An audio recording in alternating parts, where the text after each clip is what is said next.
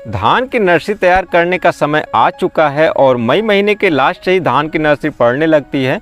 तो यहाँ पर अब किसान भाई लोग सीड की तैयारी कर रहे हैं कि कौन सी सीड की बुआई की जाए।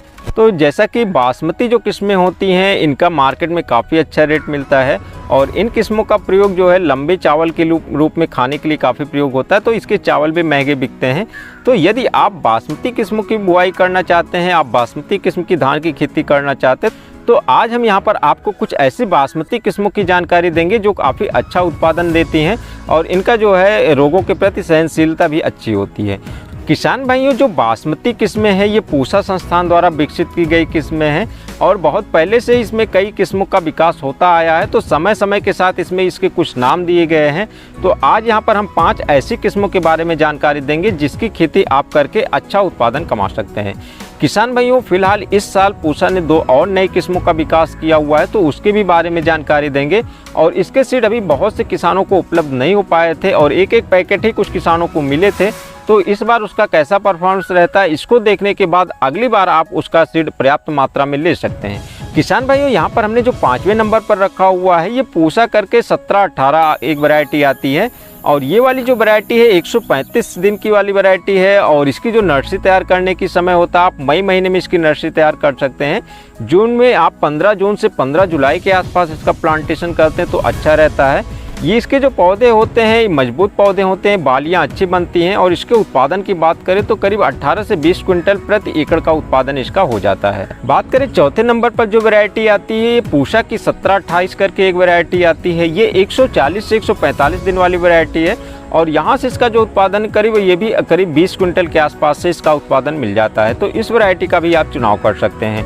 बात करें तीसरे नंबर पर जो वैरायटी आती है, ये पूसा करके 1637 नाम से एक वैरायटी आती है। 135 दिन की अवधि वाली ये वैरायटी होती है और इसकी नर्सरी आप जो है प्लांटेशन इसका 10 जून से 20 जुलाई के आसपास इसका प्लांटेशन कर सकते हैं।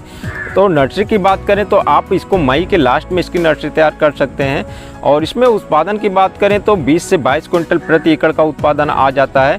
किसान भाई, ये जो बासमती किस्में होती हैं इसमें सीड रेट जो होता है 5 केजी प्रति एकड़ के हिसाब से होता है और इन किस्मों का जो सही समय पर इसका प्लांटेशन का समय होता है तो 22 से 25 दिन की नर्सरी का प्लांटेशन आप करते हैं तो ये काफ़ी अच्छा रहेगा।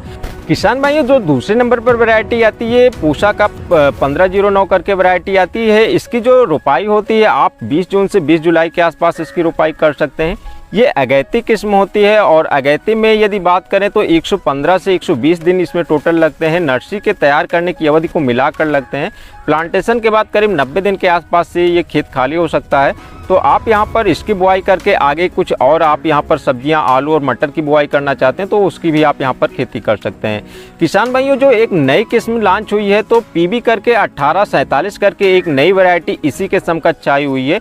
इससे पहले भी इसमें रिसर्च चल रहा था तो एक जो दूसरी वैरायटी इसके साथ में आई है तो 1847 आई हुई है।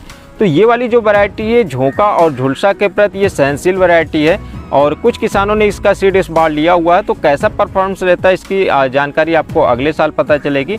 यहाँ पर इसके उत्पादन की बात करें तो 18 से 20 क्विंटल का उत्पादन इसका प्रति एकड़ का हो जाता है।